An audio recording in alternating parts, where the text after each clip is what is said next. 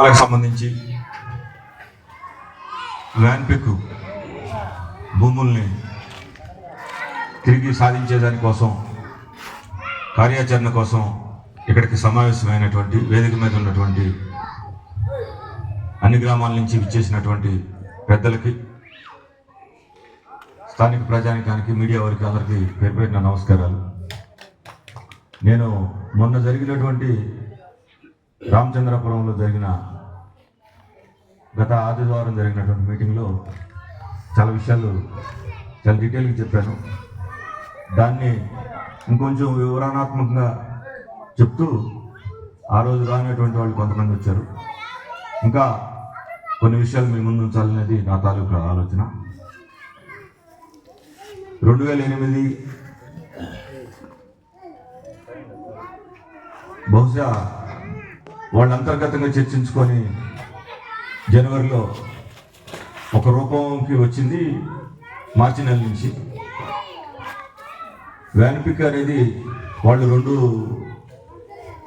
విధాలుగా, వ్యాన్పిక్ పోర్ట్ అని 31 జియో ద్వారా, వ్యాన్పిక్ ప్రాజెక్ట్స్ అనేది 32 జియో ద్వారా ప్రభుత్వం ద్వారా అనుమతి పొంది మన దగ్గరికి రావడం జరిగింది 2008 మార్చి మాసంలో. ఆ రోజు ఈ మోటుపల్లి గ్రామం కూడా చెరాల నియోజకవర్గంలో ఉండేది. రోషి గారు మనందరికి ఎమ్మెల్యేగా ఉండేవాడు. నేను పక్క మండలంలో వేటపాలెంకి ఎంపీపీగా ఉంటాను. పుల్లరపాలెం వచ్చి వేటపాలెం కింద వస్తుంది. ఇది గతం.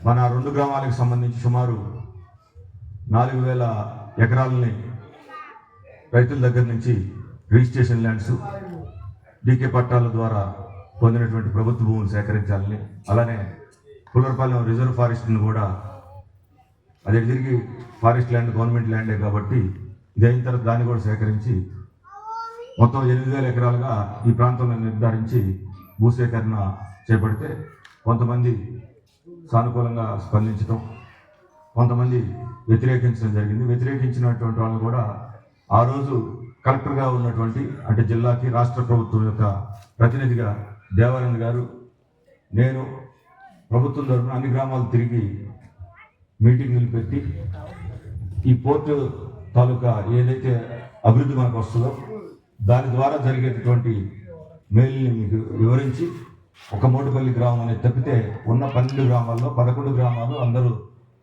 100కి 100 మంది ఒప్పుకొని ముందు ఆ వచ్చే పోర్టు కానీ పోర్టు ఆధారిత పరిశ్రమలకి మద్దతు తెలియజేస్తూ భూములు కూడా ఇవ్వడం జరిగింది.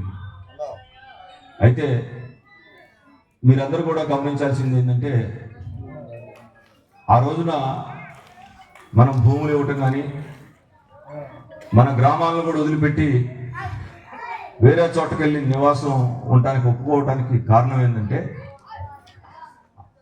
ఆ రోజున మనం బతికే బ్రతుకు కన్నా వచ్చే అభివృద్ధి ద్వారా మన బ్రతుకు బెటర్గా ఉంటుంది, మెరుగ్గా ఉంటుంది అనేది మనమందరం కూడా చేసినటువంటి ఆలోచన తప్పితే మనమేదో డబ్బులకు ఆశపడి భూములు అమ్ముకోవాలి.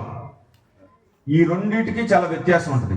ఇక్కడ కొంతమంది ఈ గ్రామంలోనే పోర్టుకి ఎవరైతే ఆ రోజు నుండి చక్కబెట్టిన వాళ్ళు అనుకోండి, లేకపోతే కొంతమందితోటి అప్పుడు సన్నిహితంగా ఉండి చేసినటువంటి వ్యక్తులు, అది తప్పని నేను భావించట్లేదు. కానీ వాళ్ళకి అవగాహన లేక, అరే మనం భూములు ఇచ్చేసాం కదా, మనం భూములు అమ్ముకోలేదు, భూములు మాత్రమే అమ్ముకోలేదు.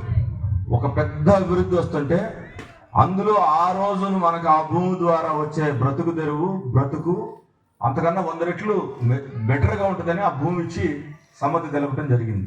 ఇందులో భూమి ఇవ్వటం అనే దానికన్నా కూడా మనం వాళ్ళు తెచ్చే ప్రాజెక్టుని, వాళ్ళు తెచ్చే పోర్టు ఆధారిత పరిశ్రమలకి మనం సమ్మతి తెలియజేయటం అనేది ముఖ్యమైనటువంటి అంశం. ఇక్కడ భూములు ఇవ్వటం అనేది చాలా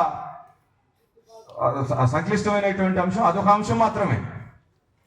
ఇక్కడ మనం ఆ రోజు ఒప్పుకున్నది ఏంటి, ప్రాజెక్టు రావటాన్ని కూడా ఒప్పుకున్నాం. భూములు ఇస్తే మనకు ఆ రోజు ఉన్నటువంటి బ్రతుకు కన్నా, ఇక్కడ ఫిషర్మెన్ ఉన్నారు, రైతులు కూడా చాలా చిన్న సన్నకారు రైతులు ఉన్నారు. మాలాంటి వాళ్ళు 10 మంది ఉంటే ఉంటాయేమో, 25 ఎకరాలు 50 ఎకరాలు, ఎక్కువ 100 ఎకరాలు కూడా ఉన్నారు మోటుపల్లి పుల్లరపాలెం రెవెన్యూ విలేజ్లో.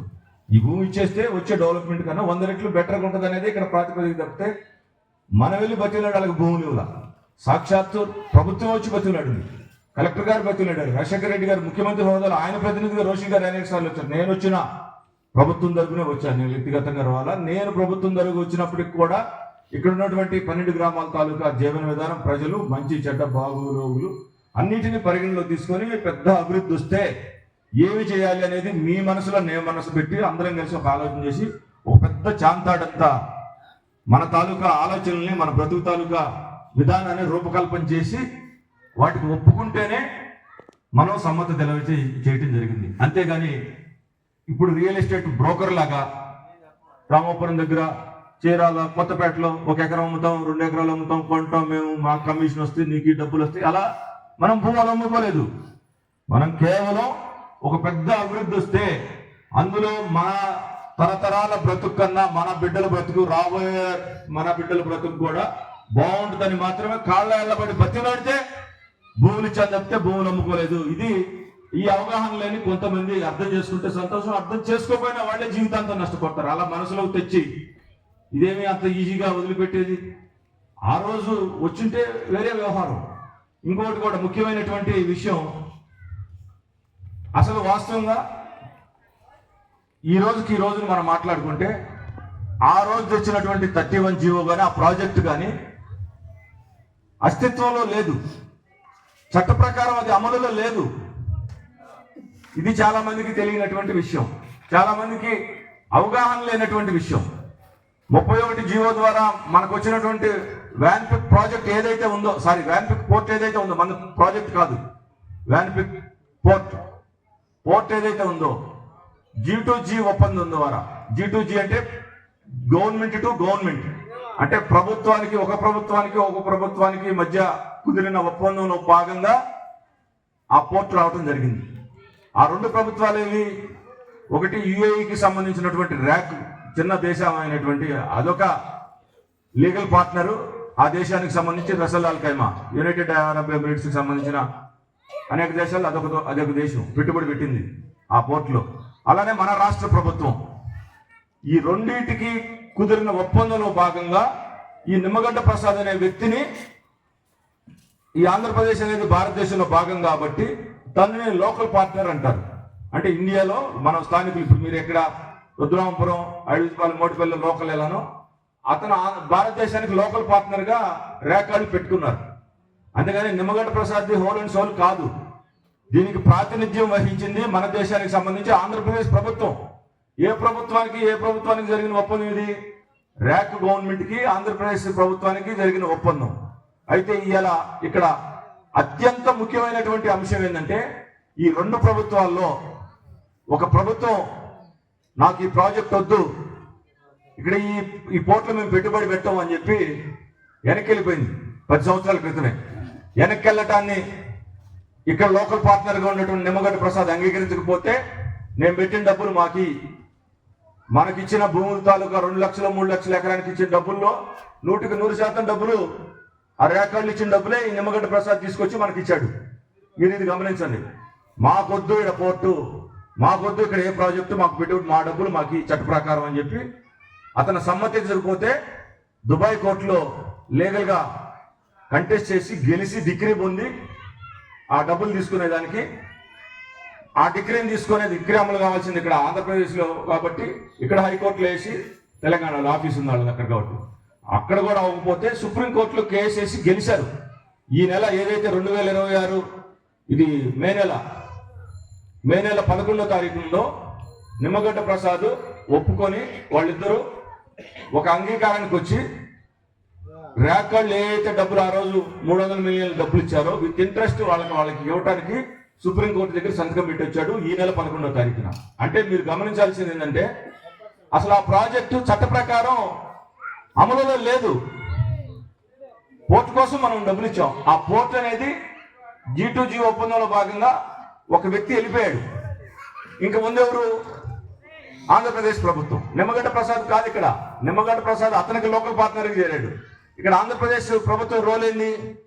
ఇందులో చాలా అవకతవకలు జరిగినాయి, చాలా 100 కోట్లు 1000 కోట్లు అక్రమంగా చేతులు మారినాయి, ఇది ఒక స్కామ్ కింద మారిపోయిందని చెప్పి ఎవరో ఒకరు అభియోగం మోపితే దాన్ని భారతదేశంలో అత్యున్నతమైనటువంటి దర్యాప్తు సంస్థ సిబిఐ ఎంక్వైరీ చేసి ఎస్ ఇక్కడ అవకతవకలు జరిగినాయి, కొన్ని వందల కోట్ల రూపాయలు అక్రమంగా చేతులు మారినాయి. అక్రమంగా చేతులు మారటమే కాకుండా విదేశాల నుంచి డబ్బులు వచ్చి అక్రమంగా కాకుండా సక్రమంగా ఇండియాలో ఖర్చు పెట్టేవన్నీ కాబట్టి తర్వాత ఈడీ కూడా ఎన్ఫోర్స్మెంట్ డైరెక్టరేట్ కూడా ఇందులో ఇన్వాల్వ్ అయ్యి విచారణ చేసి వాళ్ళు కూడా నిర్ధారణ చేశారు ఇందులో అవకతవకలు జరిగినాయి అని చెప్పి. అంటే ఈ ప్రాజెక్టు ఉన్నట్ట అప్పుడు లేనట్ట చట్ట ప్రకారం భారత ప్రభుత్వం ఈ ప్రాజెక్టు కరెక్ట్ కాదని చెప్పింది. రెండు ప్రభుత్వాలు, ఆంధ్రప్రదేశ్ ప్రభుత్వం, ర్యాక్ ప్రభుత్వంలో ఒక ప్రభుత్వం మాకు ఈ ప్రాజెక్టులో వద్దని బయటకు వెళ్ళిపోయింది. ఉందెవరు? ఆంధ్రప్రదేశ్ ప్రభుత్వం. ఆంధ్రప్రదేశ్ ప్రభుత్వానికి ఇవాళ నాయకత్వం వహిస్తుంది ఎవరు? తెలుగుదేశం పార్టీ సంబంధించినటువంటి చంద్రబాబు నాయుడు ముఖ్యమంత్రిగా ఉన్నాడు. ఆ రోజు చంద్రబాబు నాయుడు గారు ఈ ప్రాజెక్ట్ని పోర్ట్ని వ్యతిరేకించాడా లేదా? అలాంటప్పుడు ఇందులో మన భూములు మనకి ఇవ్వటానికి ఉన్న సమస్య ఏంది? ఏమన్నా సమస్య ఉందా? ఒకటే సమస్య ఏంటంటే మనం కష్టపడి మన తెలివితేటలతోటి వేటపాలెం స్ట్రైట్ కట్కి ఉత్తరం వైపున భారతదేశంలోనే ఎక్కడ లేనటువంటి అభివృద్ధిని మనం సాధించుకున్నాం. రకరకాల ఉపాధి అవకాశాలు పెరిగినాయి, భూముల రేట్లు పెరిగినాయి. మనం వేటపాలెం స్ట్రైట్ కట్కి దక్షిణం వైపు ఉన్నాం, ఉత్తరం వైపు అయినటువంటి అభివృద్ధిని చూసి ఈ భూముల యొక్క రేట్లు అంచనా వేసుకొని వాళ్ళలో దురాలోచన, స్వార్థం, అక్రమంగా ఈ భూమిని సాధించుకోవాలనేటువంటి ఆలోచన ఎవరికన్నా ఉంటే మనకి రావు. కానీ మన భూములు మనకి మనం ఇచ్చినటువంటి డబ్బులు చట్ట ప్రకారం లెక్కగట్టి వాళ్ళకి తిరిగిచ్చి మనం భూములు అడగడంలో ఏమైనా తప్పుందా? ఇందులో అనైతికమైన ఉందా? చట్ట విరుద్ధమైన ఉందా? అమానవీయమైన ఏదైనా ఉందా? ఫర్ ఎగ్జాంపుల్ మన పల్లెటూరు, మన భాషలో ఒక అబ్బాయికి అమ్మాయికి పెళ్లి చేస్తారు. ఓ 30 సంవత్సరాల తర్వాత పిల్లలు పుడతారంటే, అసలు పిల్లలే పుట్టరంటే ఆ వివాహం జరిగిద్దా? ఆ కళ్యాణం, లోక కళ్యాణం లాంటిది ఒక కుటుంబంలో ప్రతి ఒక్కరికి ఇంపార్టెంట్. ఆ పిల్లాడు వాళ్ళకే ప్రాణం. అది ఆ బిడ్డకి, అమ్మాయి అయినా అబ్బాయి అయినా సరే ఇద్దరికి ఆ కుటుంబమే సమయంగా ముందుకు పోదు. ఓ 30 ఏళ్ళకి 40 ఏళ్ళకి పిల్లలు పుడతారంట అంటే పిల్లాడిని పిల్లకిస్తారా, పిల్లని పిల్లడికి ఇస్తారా?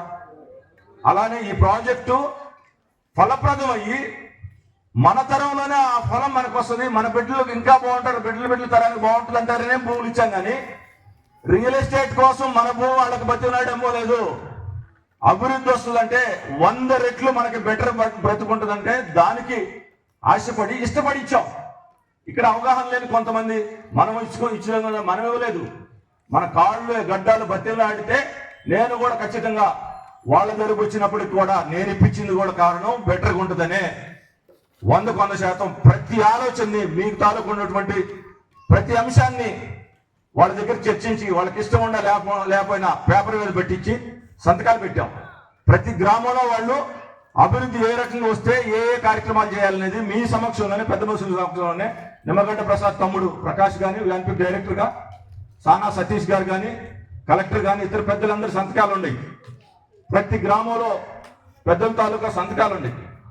అంతేగాని ఇదేదో మనకి మీకు గతి లేక నేల కోలికి చేతగాక వాళ్ళకి బతిలాడి వాళ్ళ కాళ్ళు గడ్డలు పట్టుకొని మనం భూములు ఇచ్చినటువంటి విధంగా ఎవరికన్నా ఆలోచన ఉంటే అది నీచం. ఈ ఏరియాకి ద్రోహం చేసినటువంటి వ్యక్తులు అవుతారు చెప్తే తరతరాల కాళ్ళకి ఒక నీచమైనటువంటి చరిత్రను మూట కట్టుకుంటారు చెప్తే రెండో ఆలోచన కాదు. మన భూములు మనం అడగటం తిరిగి అత్యంత న్యాయం, మానవత్వం. ప్రభుత్వ లెక్కల ప్రకారం తిరిగి డబ్బులు ఇస్తానంటున్నాం, అప్పుడే మనకు భూములు తిరిగి ఇవ్వాలంటున్నాం. అంతేగాని మనం తేరగా లాక్కోవాలను వాళ్ళు ఆశపడవచ్చు. బహుశా అంటే ఆశపడాలని ఇప్పుడు అనలేను. ఎందుకంటే మనం ఒక పేపర్ మీద రాసి నేను చెప్పిన చట్ట ప్రకారం పెట్టి అప్పుడేం జరిగిందో గుర్తు తెచ్చి ఒక కమిటీ వేసి రిజిస్టర్ చేసి అప్పుడు అర్జీ ఇద్దాం. వారంకో 10 రోజులకో నెలకైనా సరే, ఒక 10 రోజులు లేట్ అయినా. ఆ తర్వాత వాళ్ళకి ఏం ఆలోచన ఉందో నేను ఇంకా చెప్తేనే విమర్శిస్తేనే బాగుంటుంది. కానీ నేను దీన్ని రాజకీయం చేసే ఉద్దేశం కానీ తెలుగుదేశం అని కానీ కాంగ్రెస్ అని కానీ వైసీపీ అని కానీ, వైసీపీ పార్టీ రోజు లేదు ఆ రోజు. అందుకే ప్రస్తుతం వైసీపీ పార్టీ లేదు కదా, కాంగ్రెస్ ఉంది. కాంగ్రెస్ వైసీపీ కింద మెజార్టీ ప్రజలు మారిపోయారు. అది రాలేదు. రానప్పుడు అసలు ఆ ప్రాజెక్టు చచ్చినా రాదు, వేరే రూపంలో వస్తుంది, రియల్ ఎస్టేట్ రూపంలో వస్తుంది. భూములు 10 ఎకరాలు నువ్వు కొనుక్కో, ఇది ఇండస్ట్రీ పెట్టుకో, ఈ ఫార్మా ఇండస్ట్రీ పెట్టుకో, పొల్యూటెడ్ ఇండస్ట్రీ పెట్టుకో, ఈ గ్రామాలను నాశనం చేయి, అలా వస్తుంది. దానికి మనకు సమ్మత కానప్పుడు ఇంక ఇక్కడ ఏంది డిస్కషన్, చర్చ ఏంది, ఎవరికి ఇబ్బంది? మనం అడిగేదంటే అధర్మం ఏంది, అన్యాయం ఏంది? నేను ఈరోజు ఇక్కడికి పిలిస్తే ఆహ్వానిస్తే వచ్చిందని కూడా ముఖ్యమైన కారణం, నేను చాలా లోతుగా ఆలోచించి నా జనరేషన్లో ఒక పెద్ద అభివృద్ధి వస్తుంది, ఈ ప్రాంతం మొత్తం ఎక్కడో వైజాగ్కి మద్రాస్కి పోటీగా అభివృద్ధి చెందే 100% నమ్మి నేను సపోర్ట్ చేశాను.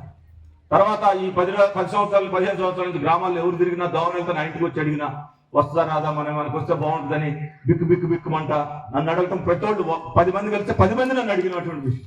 అరే ఆ రోజు మనం చేశాం కదా, మనకు కంఠంలో చివరాడు దీని వరకు పోరాడి మళ్ళా మన వాళ్ళకి ఇప్పియాలనేటటువంటి ఈ న్యాయమైనటువంటి, ఈ ధర్మమైనటువంటి, ఈ మానవీయమైనటువంటి ఆలోచన తప్పితే ఎవడో ఆలోచించినట్టు మళ్ళా మాకు సంబంధించిన 25 ఎకరాలు 50 ఎకరాలు అనే వదిలిపెట్టనండి, వదిలిపెట్టరా. నా ప్రాణం పైన నా జీవితంలో ఎంతవరకు చేయలేదు, చేయను కూడా. దానికి ఉదాహరణ ఇందాక శంకర్ చిన్న విషయం, రోడ్ల విషయమే చెప్పాడు. మీ అందరికీ కళ్ళ ముందున్నటువంటి విషయం, మీకు ఇంకా బోధపడినటువంటి విషయం, మోటుపల్లి లిఫ్ట్ ఇరిగేషన్ శిథిలాస్థం జరిగింది, శిథిలమైపోయింది. వ్యాన్పిక్ ప్రాజెక్ట్ వచ్చిన తర్వాత మీరు ఎవరు నన్ను అడగపోయినా 3,75,00,000 రూపాయలు పెట్టి 2012లో అంటే 2008లో వ్యాన్పిక్ వస్తే మీరెవరు అర్జీ పెట్టకుండానే మోటుపల్లి లిఫ్ట్ ఇరిగేషన్ స్కీమ్ ని రివైవల్ అంటే పునరుద్ధరణ, రిపేర్స్ అంటే మన తెలుగులో ఏమంటారు, మరమ్మతులు, రిపేర్స్ కి ప్రయోజనం ఉంది చట్టంలో, రివైవల్ ఎక్కడా లేదు, మీరు కనుక్కోండి. దానికి కొత్తగా ఒక జీవో తీసుకొచ్చి 3,75,00,000 రూపాయలు వ్యాన్పిక్ వచ్చిన తర్వాత కూడా శంకర్ చిన్న విషయం రోడ్లనే చెప్పాడు. రోడ్లు కాదు, 100 ఇళ్ళే కాదు, మంచినీళ్ళే కాదు, 3,75,00,000 రూపాయలు పెట్టి 2012లో దాని రికార్డు శిథిలమైపోయినటువంటి మోటుపల్లి లిఫ్ట్ ఇరిగేషన్ నేనే ఇక్కడ ఉన్నటువంటి భేద బెక్కి నా కళ్ళ ముందు తిరిగే నా బంధువులు ఒక్కలు కాదు, మీరందరూ నాకు అంతకన్నా ఎక్కువ నాకు ఆత్మీయంగా ఉండాలి, నా ఆత్మ బంధువులు. మీ బ్రతుకు మీ పరిస్థితి తెలుసు కాబట్టి దీంట్లో నాకు వచ్చేది, నేను ఖచ్చితంగా మీలో కొడుకుంటానికి వచ్చాను. నేను ముందు నాయకత్వం వహించడానికో కిరీటం పెట్టుకోవటానికో నా ద్వారా అప్పుడు జరిగింది కాబట్టి మేలు జరిగిందనే నమ్మి నేను ఇచ్చాను. మీరు కూడా 100లో 99% నా మాట నమ్మారు. నేను కూడా దానికి కట్టుబడే మీకు ఆ ప్రక్రియ జరిగే క్రమంలో రామచంద్రపురంలో 50-60 ఎకరాలు కాగితం కాలంలో లేనటువంటి భూమి ఆ రోజున 4-5 కోట్లు వచ్చి అధికారులు నాకు వస్తే ఏం చేయాలి, మనం తీసుకుందామా, ఎట్లా చేద్దామంటే తిట్టి గ్రామస్తులను పిలిపించి వీళ్ళ తాతయ్య బతుకున్నాడు, ఏడు మన వాసు వాళ్ళ నాన్న రాములు బతుకున్నాడు, వీళ్ళందరూ పెద్దలు ఇంటికి పిలిపించి అధికారులను అరిసి రూపాయితో సహా గజానికి కూడా లెక్క కట్టాలి, ఆ ఊరికి మూట కట్టించాము. 4,50,00,000 5 కోట్లు నాకు తెలియదు, 18 సంవత్సరాల క్రితం. నేను నా గురించి చెప్పుకోవటానికి నాకు వ్యతిరేకంగా ఎవడన్నా వచ్చినా నేను జీవితంలో ఎప్పుడైనా సమాధానం చెప్తా. అంటే దోవనిలే దానికి నేను చెప్పాల్సిన అవసరం లేదు. సామాన్య సమాజం భేద బిక్కి సమాజానికి సంబంధించి ఎప్పుడు ఏ చిన్నోడు అడిగినా నేను ఖచ్చితంగా సమాధానం చెప్తా, దానికే కట్టుబడి ఉంటా. అందులో భాగంగానే మీ 10 గ్రామాలు మాట్లాడుకొని పిలిస్తే నాకు ఇయ్యగా ఇంకా చాలా విషయాలు తెలుసు, సందర్భం వచ్చినప్పుడు చెప్తాను. చివరి నిమిషం దాకా ఇది లాజికల్గా ఒక మంచి పరిష్కారం వచ్చేదాకా నేను ఖచ్చితంగా మీకు తోడుంటాను. అంతే తప్పితే నేనేదో దీన్ని ముందుండి నడిపించి నేనేదో మిమ్మల్ని నేను చెప్పిందంటూ ఈ 12 గ్రామాలకు సంబంధించినటువంటి పెద్దలు కులాన్ని కొద్దిసేపు పక్కన పెట్టి, వాడికొండ పార్టీని పక్కన పెట్టి, ఏ వృత్తితో పక్కన పెట్టి, ఇక్కడ స్థానికంగా బతికే సామాన్యుడిగా ఒక నీతివంతమైనటువంటి వ్యక్తిగా ప్రశాంతంగా మీ గుడి ముందు రక్షక బండ కింద కూర్చొని ఆలోచించండి.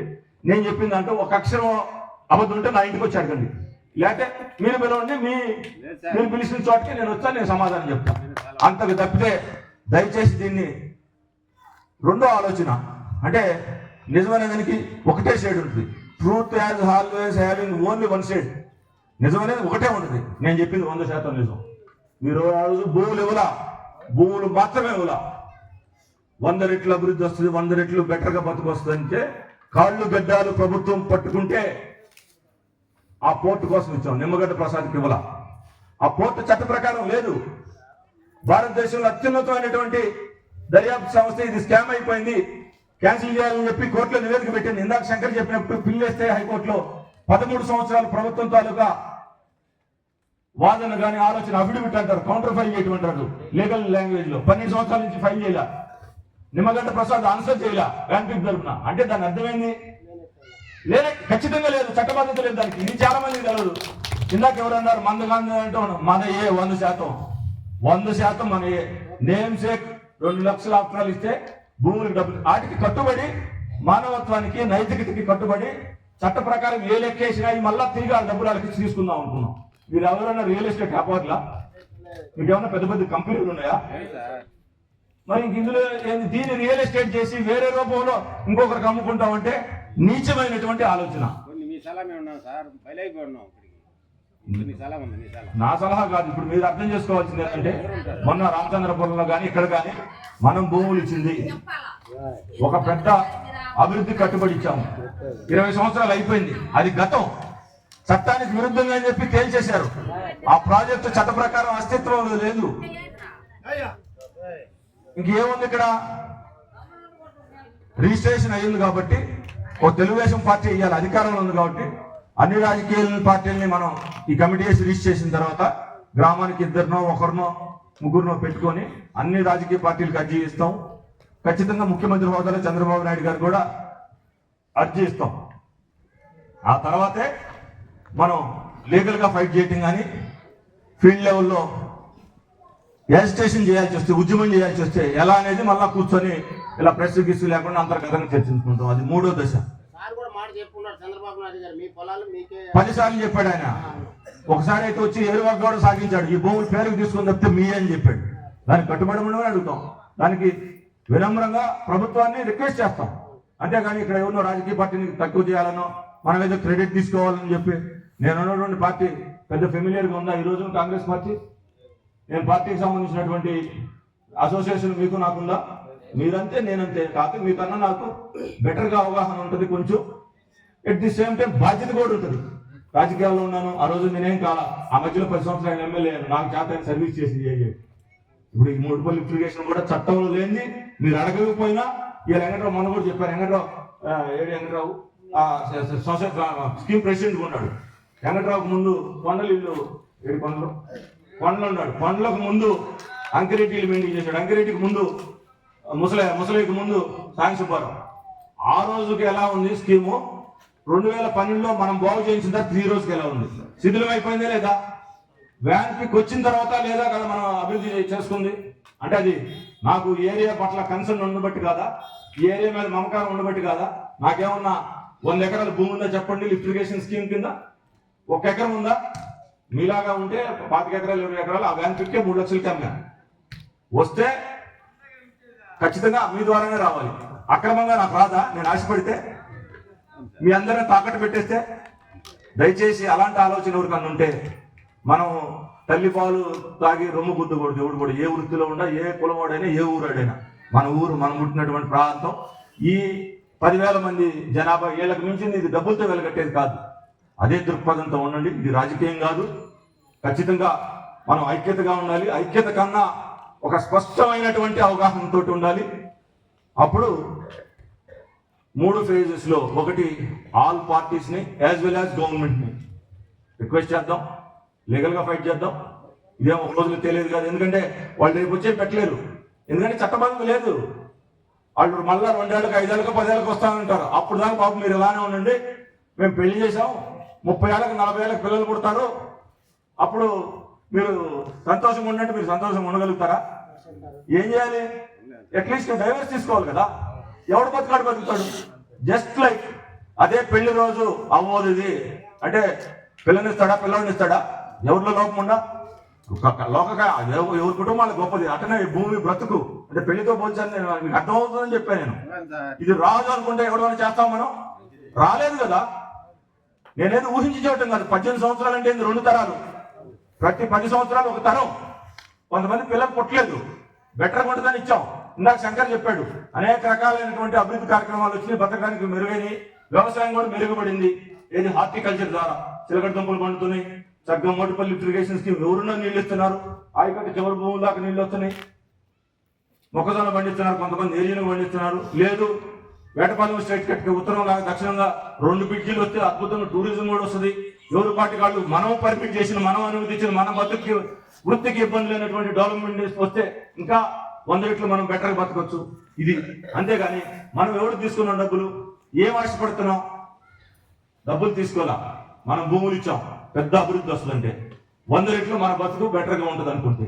అలానే ఆ తీసుకున్న డబ్బులు ప్రభుత్వ చట్ట ప్రకారమే తీసుకున్నాం. మన భారతదేశంలో ఉన్నాం, we are living in the legalised country. చట్ట ప్రకారం లెక్క కడితే ప్రభుత్వం ఆ డబ్బులు వాడికి తిరిగిస్తాం. మన భూమి మనకి ఇవ్వాలి. ఇది సింగిల్ పాయింట్ ఏదంటే ఈ కాజుకి నేను ముందు నాయకత్వం కాదు.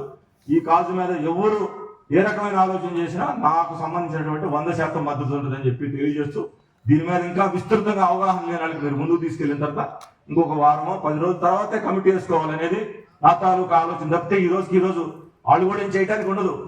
మన ఆలోచన బయట పెట్టాం కదా, ఇది మా కాలం, ఇంకొంచెం బలంగా తెలియజేస్తాం, అప్పుడే కమిటీ వేద్దాం అనేది నా ఉద్దేశం. ఇందా గోయిందంటూ ఈరోజు వేసేద్దాం, వద్దు, ఇంకో వారం ఆగండి, ఇంకొక వారం ఆగండి. తెలియదు, నిజం ఒకటే కదా ఉంటుంది. రాని ఎవడు మాట్లాడతాను, నేను ఆన్సర్ చేస్తా. 1000 మంది వస్తే నేను ఆన్సర్ చేస్తా, చట్ట ప్రకారంగా ఆన్సర్ చేస్తా, మానవత్వంగానే ఆన్సర్ చేస్తా. మీరు కూడా నిజమని మనం అందరం ఒక మాట ఉంటేనే వస్తాం, లేకపోతే నాకెందుకు ఇది నాదే, ఇది మీ 10,000 మంది సంబంధించిందే నాది. నా జోలికి ఎవడొస్తాడు? గుట్టుకు ఎవడాలి, వదిలేంటంటే వదిలేరా నాది? మీ అందరూ తాకట్టు పెట్టేస్తానంటే నా ప్రాణమైన నేను చేయను, నాకు అవసరం లేదు.